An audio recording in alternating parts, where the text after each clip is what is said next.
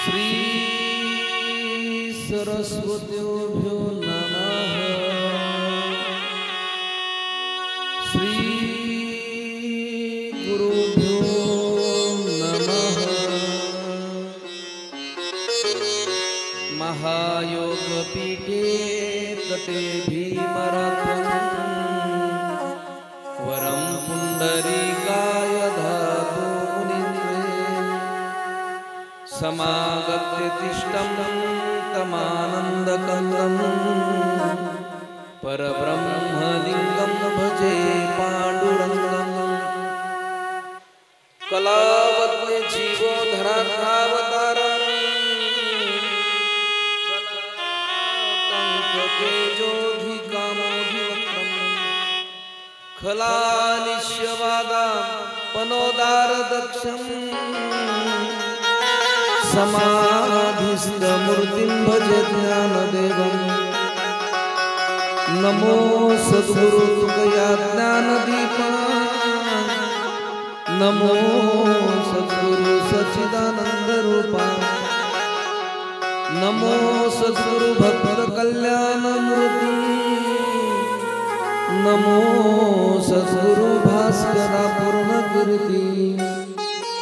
गंगा विशुद्धपादस्पर्शं सरोवेष्टितं चुम्बितं पुण्यस्थानं सराले स्थितं तं समाधिस्थमूर्तिं नमामि गंगागिरियोगिराजं।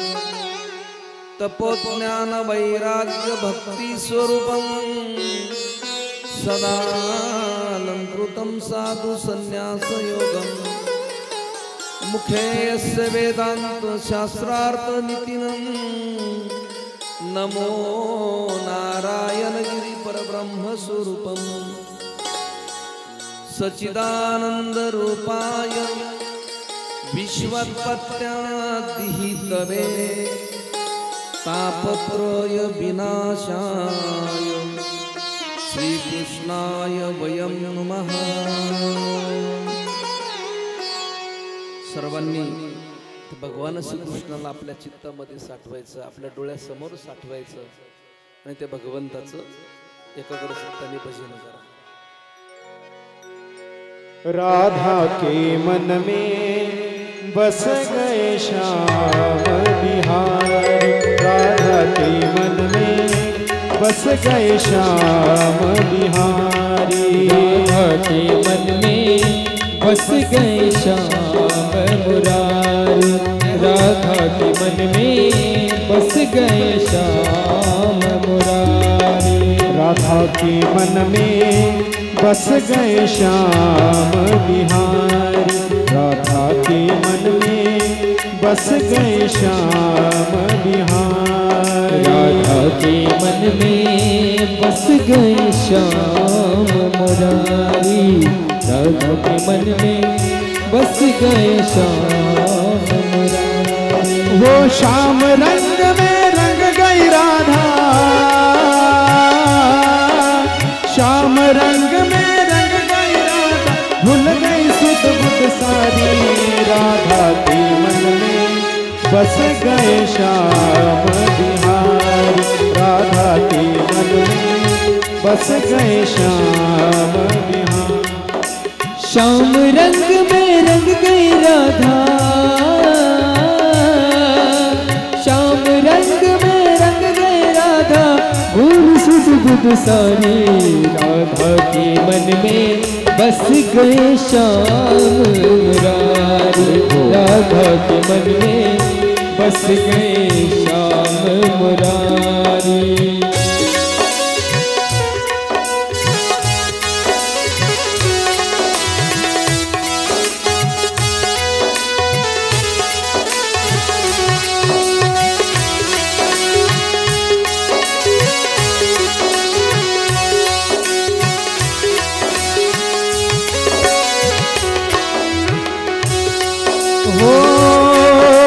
श्याम रंग की चूनर ओढ़ी।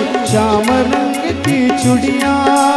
श्याम राम की चूनर ओढ़ी। श्याम नाम की चूड़िया। अंग अंग में श्याम समाए मिट गई सारी दुनिया। अंग अंग में श्याम समाए मिट गई सारी दुनिया।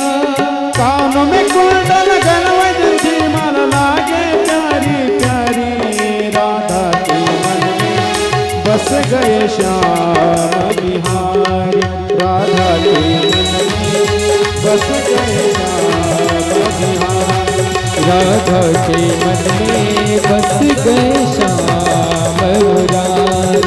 राधा के मन में बस गए श्याम मुरारी।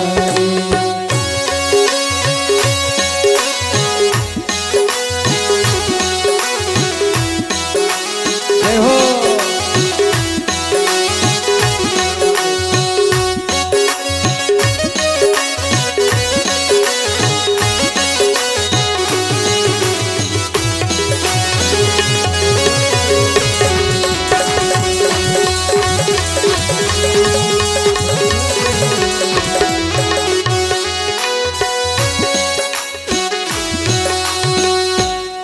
गोपाल कृष्ण भगवान की जय। श्रीमद् भागवत महापुराण की जय। शुकाचार्य महाराज की जय हो। जय जय श्री राधेश्याम। परम मंगलमय परात्पर अखिलेश्वर अकारण करुणावरालय भक्त वांछित पितांबरधारी लाल कृष्ण लालमय की वाङ्मय मूर्ती स्वरूप श्रीमद् भागवत महापुराण। कारण आज श्रीमद् भागवत महापुराणाचा हा 6वं पुष्प आहे। अखिल कोट ब्रह्मांड नायक राजाधिराज पंढरीश पांडुरंग परमात्मा मुक्त कैवल्य तिजोनिधी माऊली ज्ञानोबराया जगद्गुरु तुकोबराया आदिशक्ती मुक्ताई माता सद्गुरु गंगागिरीजी महाराज सद्गुरु शंकर स्वामी महाराज संत श्री बहिणाबाई सद्गुरु नारायणगिरीजी महाराज माझे गुरुवरी स्वामी रामानंद गिरीजी महाराज महंत गुरुवरी रामगिरीजी महाराज यांच्या चरणी साष्टांग प्रणिपात करून आपण जो कथेमधला कालचा प्रसंग बघितला भगवंताचा रास क्रीडेचा प्रसंग आपण खऱ्या अर्थाने बघितला। कारण सुंदर असं आयोजन सुंदर असं नियोजन या उत्सव कमिटीने केलं। प्रथमतः ह्या कमिटीला मी धन्यवाद देईन। कमिटीमधील सर्व सदस्य आमचे उमाकांत भाऊ असतील, उल्हास भाऊ असेल, त्याचप्रमाणे पवार सर असतील, आमचे डॉक्टर शाह असतील, आमचे अशोक भाऊ असतील, सर्वच कमिटीमधले सदस्य आणि संजू भाऊ निकम असतील, भाऊ सुद्धा दररोज या कथेकरता उपस्थित आहेत। त्याचप्रमाणे आज या कथेकरता कथेला भेट देण्यासाठी श्रीरामपूर तालुक्याचा वैभव असणारे आमचे मित्र अनिलजी महाराज उंदरे सुद्धा या ठिकाणी उपस्थित राहिलेत। मामांनाही धन्यवाद देतो। त्याचप्रमाणे बाळासाहेबजी नजन सुद्धा उपस्थित राहिले, त्यांनाही खऱ्या अर्थाने धन्यवाद देतो। समोर बसणारे आमचे चंदू महाराज सोमवशी त्यांनाही धन्यवाद देतो। तर सर्वच मातावर्ग असेल, पुरुष वर्ग असेल, गोरखदाजी पंचमेंढे त्यांनाही धन्यवाद देतो।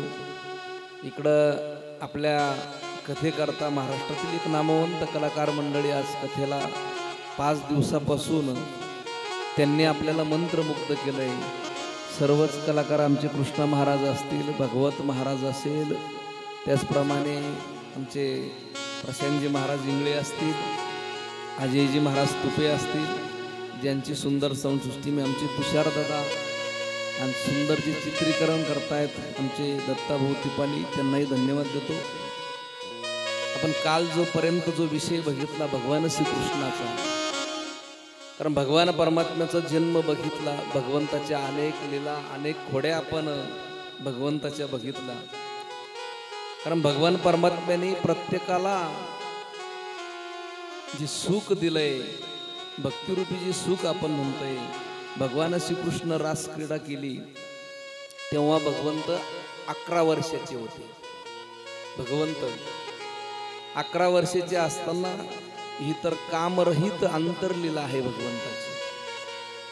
कारण रासक्रीडा भगवंतांनी केली, स्त्री पुरुषाचे मिलन नव्हे, देव भक्ताचे मिलन त्या रासक्रीडेमध्ये खरं भगवंतांनी म्हटलेलं आहे. कारण शुकाचार्य सारखा महायोगी त्याचे वर्णन करतो म्हणजे सोपं नाही एवढं. अशी कल्पना करू नका की गोपी कोणी ग्रामीण स्त्रिया होती, ती शुद्ध जीव होता. म्हणजे खऱ्या अर्थाने गोपिका म्हणजे भक्ती होत्या आणि त्या भगवंताच्या भक्तीमध्ये ते वेडी होऊन जायच्या. श्रुतिरूपा वेदाचे मंत्र गोपी बनून आल्या होत्या. कारण ज्या गोपी होत्या त्या खऱ्या अर्थाने वेदाचे मंत्र होते. वेदाच्या रुची आपण म्हणतो ना, त्या गोपींना म्हटलेलं आहे. वेदाने ईश्वराचे वर्णन तर खूप केले आहे, पण काम श्रीकृष्णाला दूषित करू शकत नाही. कारण भगवंताला आम्ही सहज म्हणतो की भगवंताला 16,108 बायका होत्या, आम्ही बोलतोय. पण त्याचं पूर्ण जर आम्ही वाचलं, ते श्रीमद भागवत कथेमध्ये भगवंताचं चरित्र जर वाचलं ना, 16,100 ज्या कन्या होत्या ना, कारण भगवंताला भगवंताच्या पट्टराण्या 8 पट्टराण्या होत्या. पण आम्ही 16,100 जोडतोय ना, म्हणजे भौमेश्वर नावाचा राक्षस होता. त्या राक्षसाने काय केलं होतं त्यावेळेस, त्या काळामध्ये 16,100 कन्या स्वतःच्या कैदेमध्ये होत्या. त्या राक्षसाने त्या कैदेमध्ये स्वतःच्या ठेवले होते. भौमेश्वर नावाचा राक्षस बलाढ्य राक्षस होता. वृत्ती राक्षसी असणारा म्हणून तो राक्षस 16,100 स्त्रिया त्याच्या ताब्यात होत्या. पण भगवंतानी त्याच्याबरोबर युद्ध केलं, भगवान श्रीकृष्णाने, आणि 16,100 त्या कन्या सोडवल्या भगवान श्रीकृष्णाने. आणि सोडल्यानंतर त्या कन्या म्हणायला लागल्या देवा, कारण त्या सुद्धा वेदाच्या रुची होत्या. त्या भगवान श्रीकृष्णाला म्हणल्या देवा, कारण आम्ही राक्षसाच्या ताब्यामध्ये राहिलो, आमच्या संसारामध्ये गेलो आम्ही, तर आम्हाला कोणी स्वीकारणार नाही. मग देवा तुम्हीच आमचा स्वीकार करून घ्या. देवा आम्ही तुम्हाला एक पती म्हणून समजतोय, देवा आमचा तुम्ही स्वीकार करा. आणि आम्ही जर घरी गेलो तर आमचा कोणी स्वीकार करणार नाही, कारण आम्ही राक्षसाच्या ताब्यामध्ये होतो. आणि भगवंतांनी 16,100 त्या कन्यांचा स्वीकार केला. म्हणजे त्यांनी मनापासून भगवंताला पती मानलंय, आमचे मीराबाई सारखं. म्हणजे भगवंताबरोबर त्यांचा विवाह नाही झाला, पण त्यांनी मनोमन पती मानलंय. देवा तुमच्या नावाचं आम्ही मणिमंगळसूत्र घालू आणि तुमच्या नावाने आयुष्यभर जीवन जगू. भगवंतांचा त्यांचा पुन्हा कधीच संबंध आला नाही, पण त्यांनी मानलेले ह्या 16,100 होत्या. भगवंताच्या खऱ्या राण्या 8 पट्ट राण्या होत्या. पण आम्ही कुठं कॅसेटमध्ये ऐकतो भगवंताला 16,108 बायका. आम्ही त्याचं जाणून घ्यायला तयार नाही, त्याचा इतिहास काय तो आम्ही ऐकायला तयार नाही. आणि राधाचा जर विचार केला तर राधा ही 45 वर्षाची, भगवंत 5 वर्षाची असताना होती. कुठं संबंध लागतो. पण कुठेही राधाकृष्णाचा आपण विषयच असा घेतो का, राधा ही भक्ती होती व भगवंताची. भगवंताला ती कधीच विसरत नव्हती. भगवंत छोटे असताना ती राधा भगवंता बिगर राहत नव्हती, भगवंताला बरोबर आपले घेऊन जायची घरी. त्या राधांचं सुद्धा लग्न झालेलं होतं, तिला एक पती होता गवळी. म्हणून खऱ्या अर्थाने ही राधा भगवंताची भक्ती आहे. आम्ही खऱ्या अर्थाने समजून घ्यायला तयार नाही. कारण आमच्या संत महात्म्याने आम्हाला एवढा मोठा इतिहास दिलाय बरं का. संतांचे खऱ्या अर्थाने या महाराष्ट्रावरती तर एवढे उपकार आहे. ज्ञानेश्वरी असेल, गाथा असेल, प्रत्येक कुळामध्ये आमच्या संतांनी जन्म घेतलाय.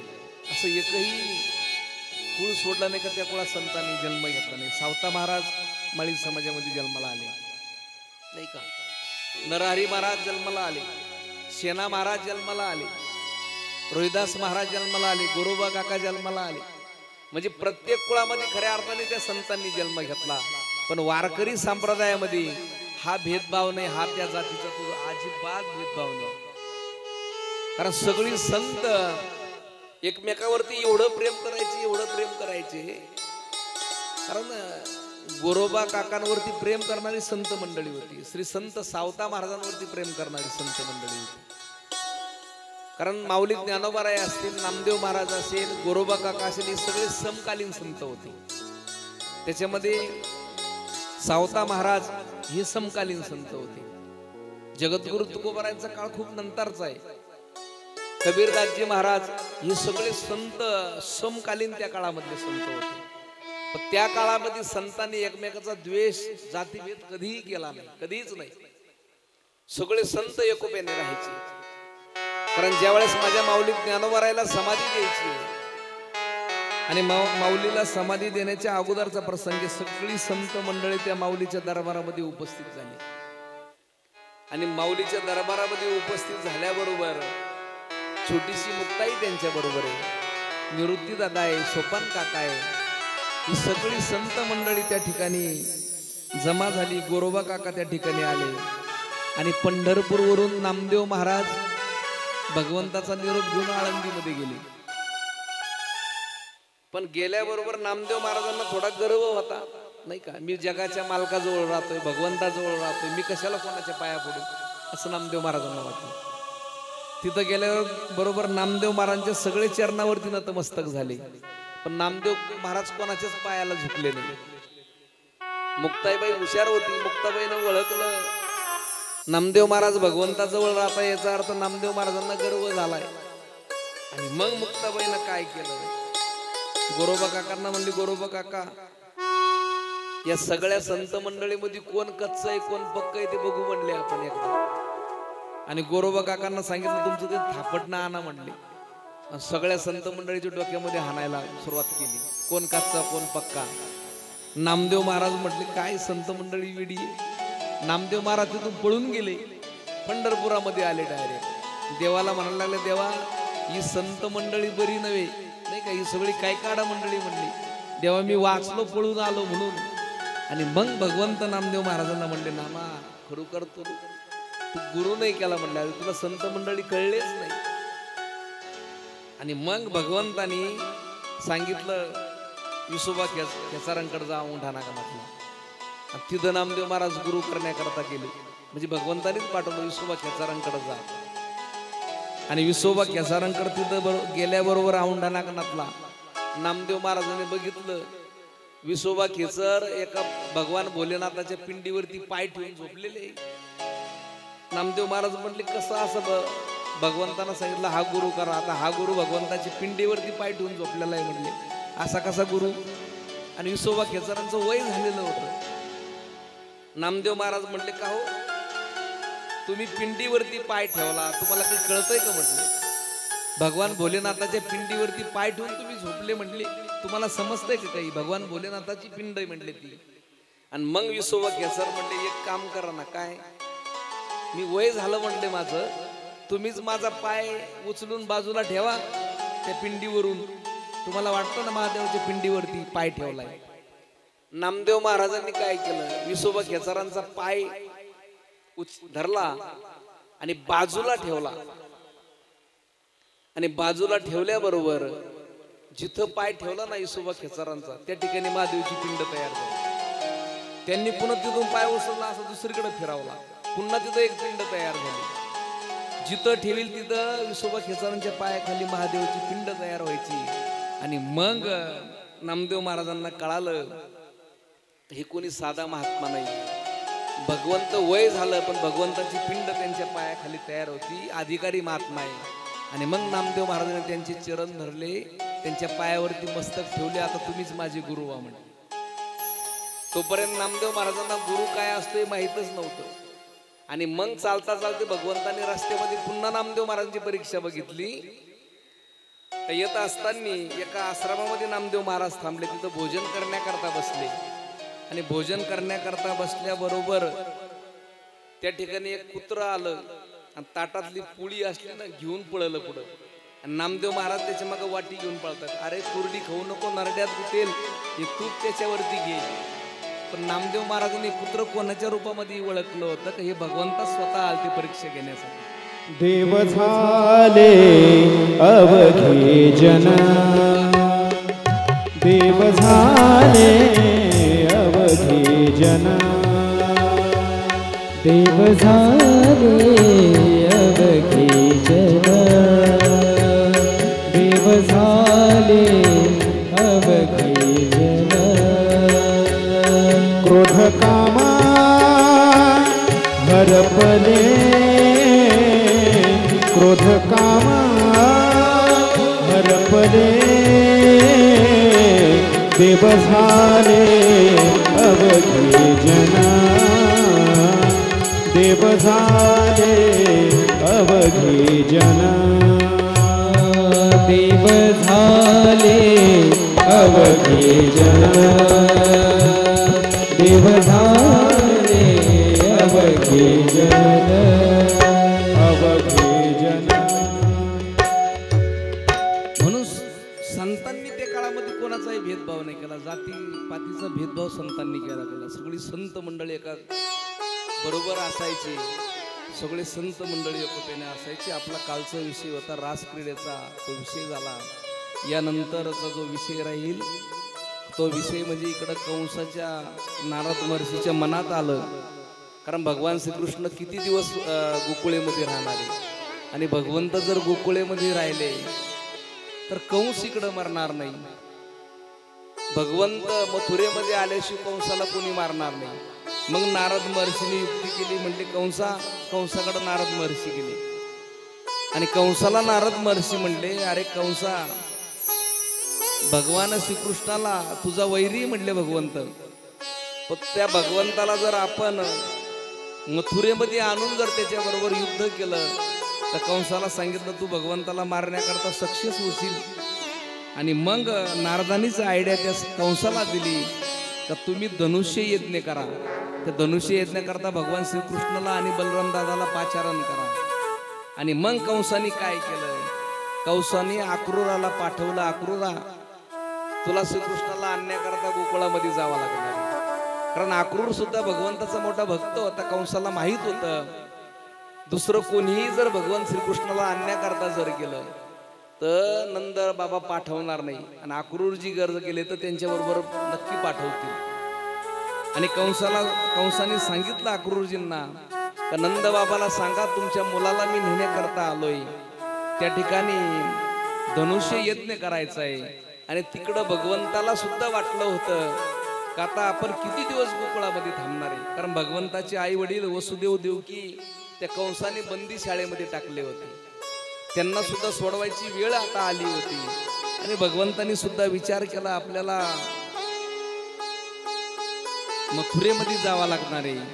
आणि मग अक्रूरजी त्या भगवंताला नेण्यासाठी अक्रूरजीने रथ सजवला. रथ सजून कमी झाला. रथ सजवल्याबरोबर अक्रूरजी गोकुळामध्ये भगवंताला नेण्याकरता आले. आणि आल्याबरोबर गोकुळाच्या बाहेर रथ काही गोपाळांनी बघितला, काही मुलांनी बघितला. आणि त्या रथाच्या पाठीमागं सर्व मुलं नंदबाबाच्या वाड्यापर्यंत आले. आणि आल्याबरोबर त्या मुलांना अक्रूरजींनी विचारलं, कमी झालं, हॅलो, बास कमी करा. आणि नंदबाबाचा वाडा, बरोबर आहे, नंदबाबाचा वाडा त्यांनी विचारला, नंदबाबाचा वाडा कोणता आहे. त्या मुलांनी, हॅलो, नंदबाबाच्या वाड्यावरती अक्रूरजी आले. नंदबाबाने त्यांचा सर्व पाहुणचार केला. आणि पाहुणचार केल्याबरोबर नंदबाबाला अक्रूरजी सांगायला लागले की मला कंसाने पाठवलं, भगवान श्रीकृष्णाला न्यायचंय, धनुष्य यज्ञ करता न्यायचंय, पाठवा म्हणले. नंदबाबाला सुद्धा वाटलं कंसाने पाठवलं म्हणजे नंदबाबा भोळे होते. कंस हा मथुरेचा राजा आहे, कंसांना पाठवल्यामुळं आपल्याला मुलाला पाठवाच लागणार आहे. आणि मग दोघांची चर्चा चालू असताना यशोदा मातेनं ते सगळं ऐकलं. आणि यशोदा मातेच्या डोळ्यात पाणी आलं, म्हणले माझ्या लेकराला पाठवायचंय. नंदबाबाला यशोदा माता म्हणू लागले, अहो माझं लेकरू अजून 11च वर्षाचं आहे, कसं पाठवू त्याला, त्याच्या बिगर मी एक शेण सुद्धा राहिले नाही, आयुष्यामध्ये त्याच्या बिगर कधी राहिले नाही. माझ्या लेकराला मथुरेला पाठवायचं, कंसाचा काय भरवसा, छोटासा आहे, त्याला अजून काही कळत नाही, माझ्या लालाला घेऊन जाऊ नका तुम्ही, असं यशोदा माता नंदबाबाला विनंती करत होती. पण यशोदा नंदबाबाला विनवू लागली, तुम्हाला जायचं असेल तर तुम्ही जा, पण माझ्या कानाला घेऊन जाऊ नका हो.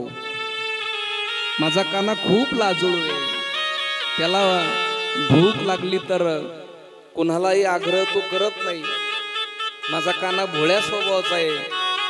आणि यशोदा मातेला इतकं दुःख झालं, कारण यशोदा माता म्हणत होती मला 2-3 दिवसापूर्वी स्वप्न पडलं होतं, माझा कान्हा मला सोडून जाणार आहे. असं म्हटल्याबरोबर मी माझ्या कृष्णाला दृष्टी आड करू शकत नाही असं यशोदा माता म्हणत होती. आणि नंद यशोदेला धीर देत होते, समजावून सांगत होते, अगं 11 वर्षाचा झाला माझा कृष्ण आहे, लहान राहिला का तो? आम्ही 8वा बरं. आमच्या मुलाचं कॉलेज पूर्ण झालं, कुठेतरी विदेशात जर जायचं असेल ना, अमेरिका असेल, दुसऱ्या देशात शिक्षणासाठी जायचं असेल तर किती आम्ही काळजावरती दगड ठेवतो. त्या आईला रात्रभर झोप लागत नाही, आज माझा लेकरू जाणार आहे, 7 समुद्राच्या पार लेकरू जाणार आहे. तसं यशोदा मातेला वाटत होतं माझं लेकरू मला सोडून जाणार, पण कधी येणार याची कधी खात्री नव्हती. आमचं मुलगा 2-4 वर्षाकरता जाणार आहे हे आम्हाला माहित असतं, तरी आम्हाला त्या मुलाला सोडीशी वाटत नाही, मुलापासून लांब राहायचंय. म्हणून ज्या लेकरांना आम्ही शाळा शिक्षण असं याच्या करता बाहेर पाठवतो, ती आई स्वतःच्या काळजावरती दगड ठेवती हो. आणि त्या दिवशी रात्री यशोदा मातेला झोप येईना. भगवंताच्या सुद्धा लक्षात आलं, रात्र झाली, सर्व झोपले, पण यशोदा मातेला झोप येईना. आणि भगवंताला सुद्धा आई बिगर झोप येत नव्हती. यशोदा माता मात्र त्या दिवशी कृष्णाला स्वतःच्या कुशीत घेऊन झोपलेली आहे. आणि भगवंताला अचानक जाग आली. रात्री 12 वाजता यशोदा माता दरवाजाच्या त्या अंगणामध्ये दरवाजामध्ये रडत एकटीच बसली. भगवंत उठले आणि उठल्याबरोबर बघितलं आई दिसत नाही. आई बाहेर अंगणामध्ये रडते. आणि भगवान श्रीकृष्ण आईकडे गेले. आईला म्हणले काय झालं का आई रडायला, तुला का रडती? आणि मग यशोदा माता म्हणत होती, कृष्णा तुझे बिगर नाही राहू शकत नाही. भगवान श्रीकृष्णाने स्वतःच्या हाताने त्या आईचे डोळे पुसले. आई नको रडू ग, मी पुन्हा येईल, तुला कायमचं सोडून जाणार नाही काय, कधीच जाणार नाही, मी पुन्हा येईन ना मथुरेमधून, नको रडू ना. भगवान श्रीकृष्ण आईचे डोळे पुसायला लागले. आई माझ्यावर एवढं प्रेम करते का तू? आई तू रडली का? तर आई मला खूप दुःख होतं का, तू रडू नको. यशोदा माता म्हणाली, कान्हा नाही रे, तुझे बिगर जगू शकत नाही. 11 वर्षाचा कृष्ण झाला तू, 1 मिनिट तुझ्या बिगर नाही राहिले रे कृष्ण, कधीच नाही राहिले. आणि कृष्णाने आईची कशी बशी समजूत काढली. यशोदा माता त्या रात्री कृष्णाला आपल्या कुशीत घेऊन झोपली. सकाळ झाली. भगवान श्रीकृष्णाने आपल्या गोपाळांना, आपल्या मित्रांना, मधुमंगल असेल, पेंड्या असेल, बोबड्या असेल, वाकुड्या असेल, सर्वांनी भगवंतांनी सर्वांना सांगितलं रे आम्हाला मथुरेला जायचंय. ते गोपाळ तर इतके रडायला लागले ना, इतके रडायला लागले, कृष्णा तुझ्या बिगर आम्ही कधीच राहू शकत नाही. इकडे मथुरेत वासुदेव देवकी कारागृहामध्ये 11 वर्ष झाले. तसे त्या कारागृहामध्ये भगवंत सांगत होते मला त्यांना सोडवण्याकरता जावं लागणार आहे. आणि यशोदा मातेने स्वतःच्या हाताने कृष्णाला भोजन घातले, पण डोळ्यातील अश्रू बंद झाले नव्हते यशोदा मातेचे. स्वतःच्या हाताने स्नान घातलं. अक्रूरजीने तो रथ घेऊन अंगणामध्ये सज्ज झाले. अक्रूरजी ही वार्ता गोपींना कळाली, कृष्णाचे सर्व मित्रांना कळाली. राधा त्या कृष्णाच्या विरहामध्ये बेशुद्ध पडायला लागली. कृष्णाच्या सहवासात असणाऱ्या गाया सुद्धा हंबरत होत्या, कृष्णा जाऊ नको, आम्हाला सोडून कान्हा जाऊ नको. सर्व गोपाळ म्हणत होते, कृष्णा का सोडून चालला रे आम्हाला? कृष्णा का एवढी आम्हाला सवय लावली तू? कृष्णा सकाळी उठल्याबरोबर पहिल्यांदा तू आम्हाला आठवायचा, दुसरं कोणीही जगात आम्हाला आठवत नव्हतं. कान्हा नको जाऊ रे सोडून. कृष्णा राधेजवळ गेले, राधाला उठविलं राधे उठ, कसला विचार करते ग तू? आई वडिलांना मला त्या कंसाच्या ताब्यातून सोडायचंय. भगवान परमात्मा त्यांना म्हणत होते, पण कृष्ण बलिराम दादा दोघही जायला निघाले आणि त्यांच्याबरोबर स्वतः नंद बाबा सुद्धा म्हणते मी मथुरेपर्यंत येतोय. नंद बाबा जायला निघाले, पण सगळे ते गोपाळ त्या रथाला आडवे पडायचे, रथाच्या आडवे झोपायचे. गवळण म्हणती यशोदेला कोठी गे सावळा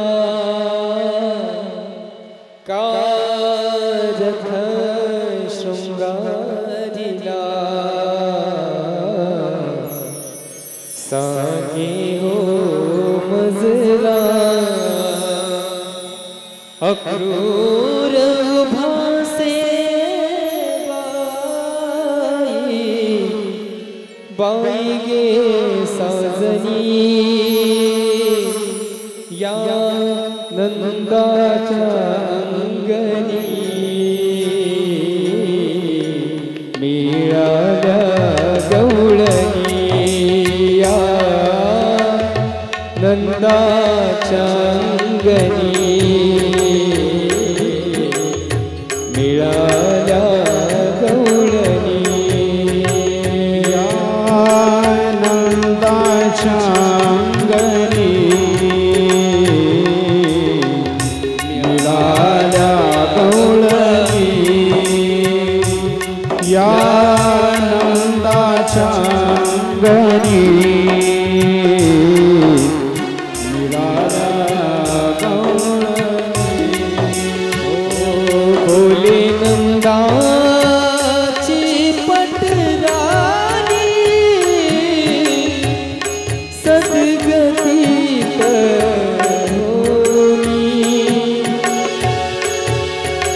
मथुरेसी चक्रपाणी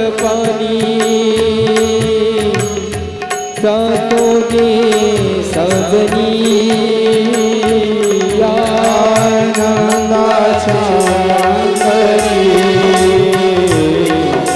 मिळाल्या गवळणी. नंदाच्या अंगणी मिळाल्या गवळणी.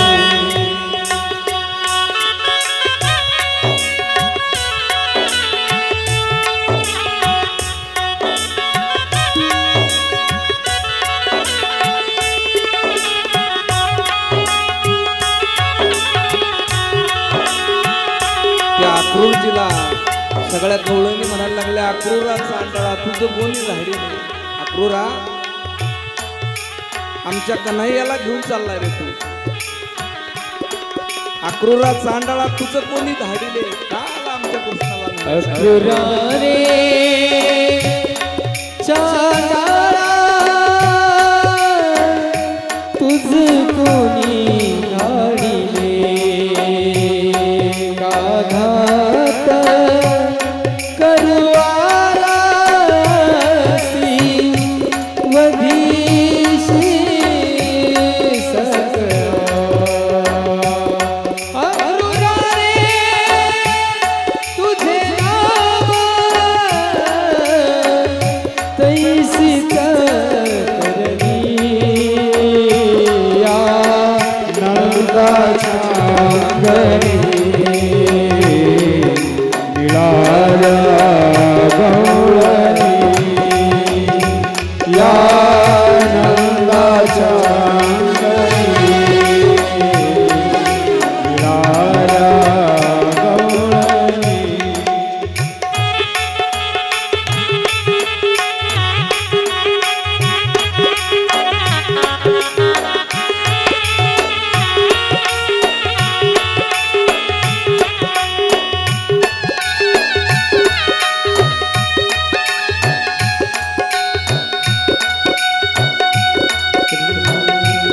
रथी चढले बनमाळी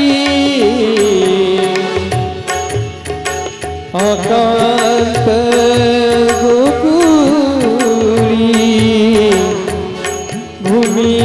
पडल्या ब्रजवाळी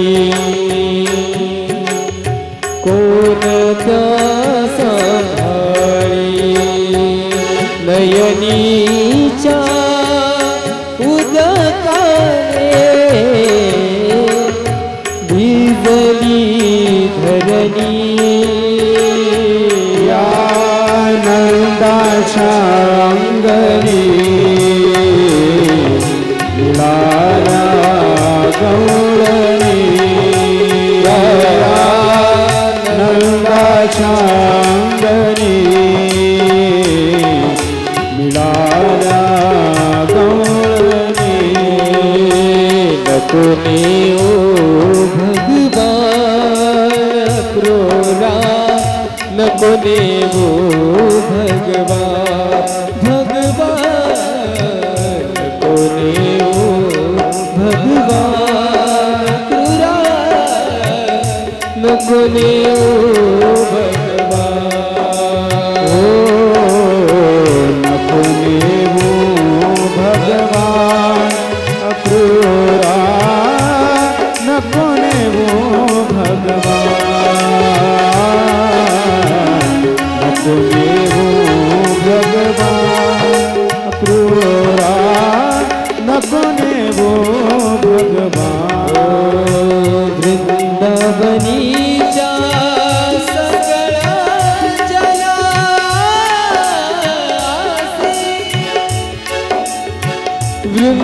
वृंदावनीच्या सगळ्या जलासी देवळे जीवबा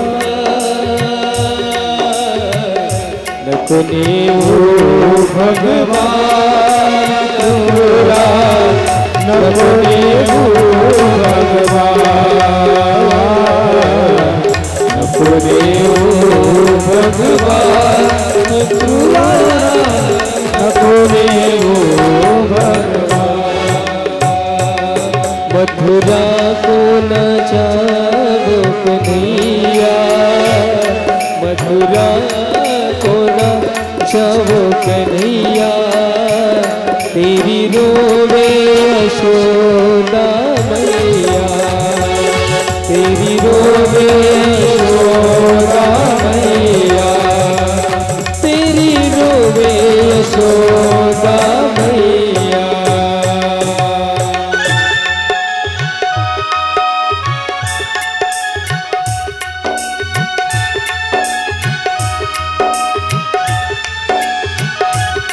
गवळणी म्हणत होत्या काना नको रे या गोकुळाला उजाड पडू असं भगवंता आम्हाला सोडून जाऊ नको कृष्णा जाऊ नको कान्हा त्या रथाच्या पुढं गवळणी आडव्या झोपायच्या गोपाळ आडवे झोपायचे मंदुमंगल पेंध्या असे सगळे गोपाळ कृष्णाला म्हणत होते काना तुझ्या बिगर नाही राहू शकत रे अधिकार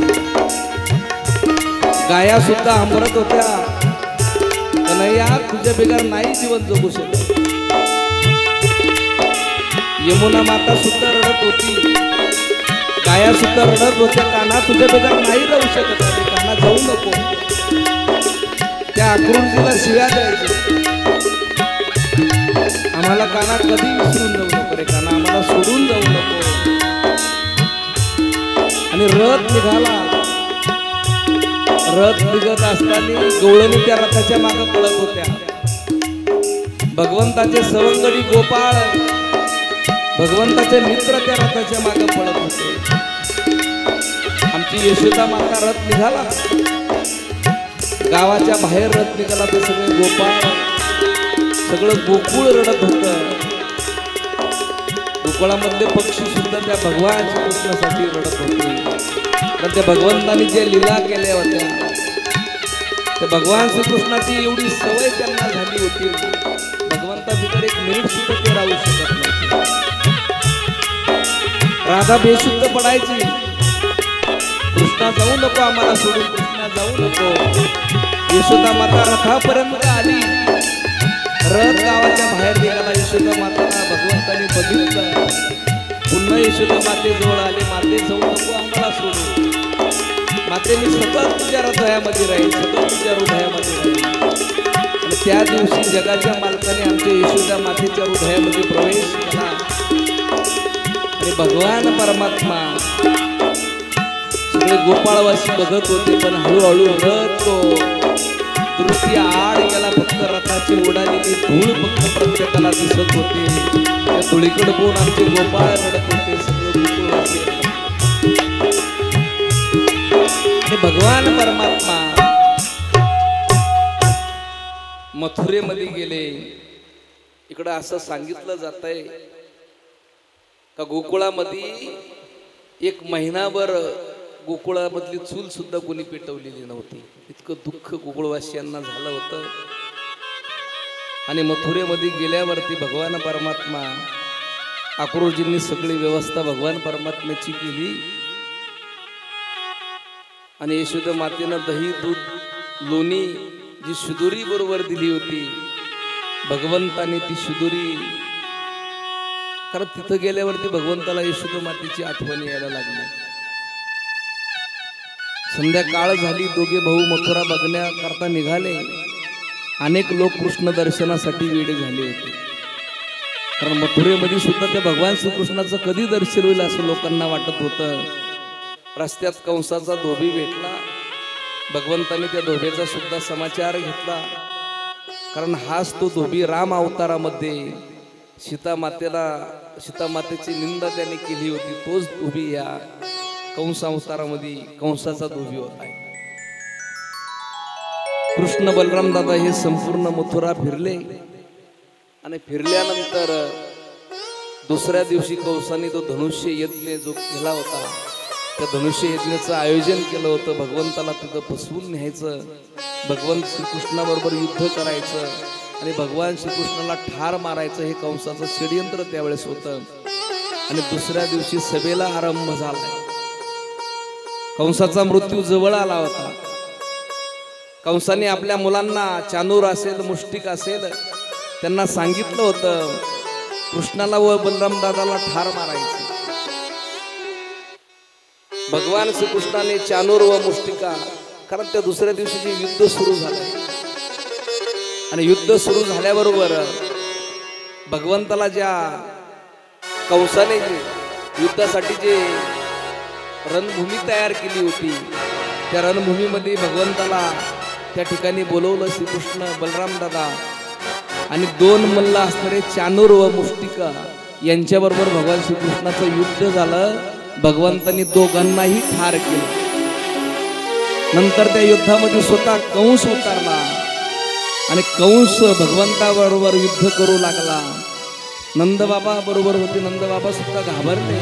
नंदबाबा हनुमंतरायाची प्रार्थना करू लागले का माझ्या मुलाला वाचवा, माझ्या कृष्णाला वाचवा. भगवान श्रीकृष्णाने कंसाचे केस पकडले आणि भगवंताने कंसाला गरगर फिरून जमिनीवरती ठार आणि त्या ठिकाणी भगवंताने कंसाचा वध केला. गोपाल कृष्ण भगवान की जय. कंस मर्दन भगवान जय. आज ह्या कथेकरता आपल्या कथेला भेट देण्यासाठी माझे गुरुबंधू असणारे, कारण एक महाराष्ट्रामध्ये एक उत्कृष्ट असे भागवताचार्य सुद्धा त्यांना, कारण त्यांचं भागवत भरपूर ठिकाणी झालेले आहे, पण एक उत्कृष्ट असे भागवताचार्य असणारे माझे गुरुबंधू श्रावणजी महाराज या ठिकाणी आज उपस्थित राहिलेत. आज माझं खऱ्या अर्थाने परम भाग्य म्हणावं लागेल. महाराज त्यांचं सुद्धा खूप भागवत गोड असतं.